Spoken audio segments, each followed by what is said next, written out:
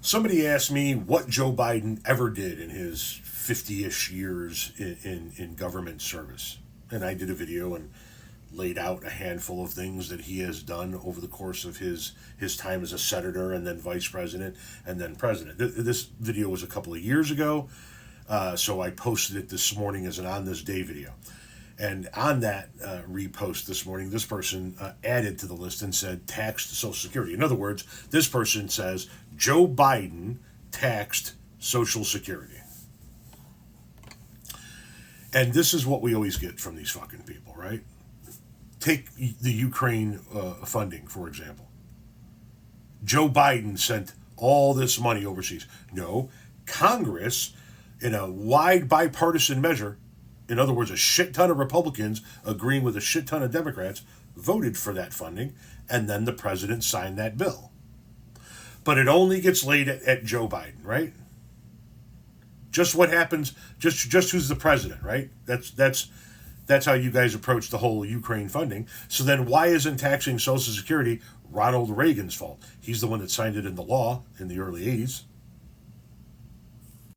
As a matter of fact, the taxation of Social Security began in 1984 following the passage of a set of amendments in 1983, which were signed into law by President Ronald Reagan in April of 83. These amendments passed the Congress in 1983 on an overwhelmingly bipartisan support.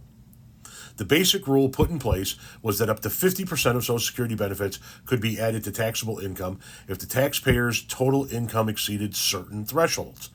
The taxation of benefits was a proposal which came from the Greenspan Commission, appointed by President Reagan and chaired by Alan Greenspan, who went on to later become the chairman of the Federal Reserve.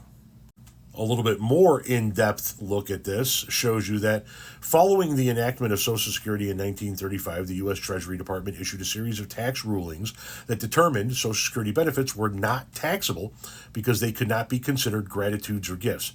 However, these rulings ran counter to the popular view that Social Security benefits are earned annuities based on a lifetime of contributions.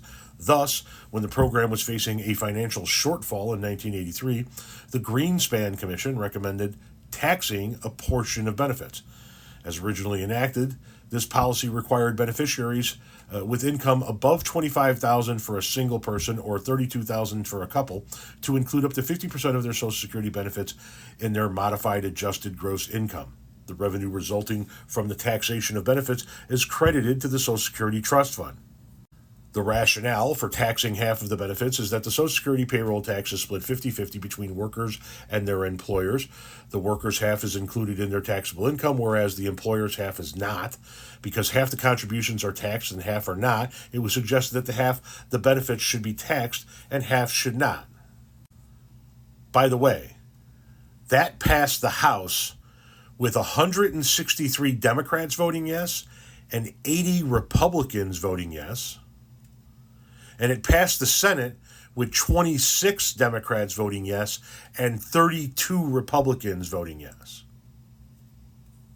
So, a majority of Republicans in both the House and Senate voted for it. A majority of Democrats in both the House and Senate voted for it. And the Republican president at the time, Ronald Reagan, signed it into law. Or as you say, Joe Biden taxed your Social Security.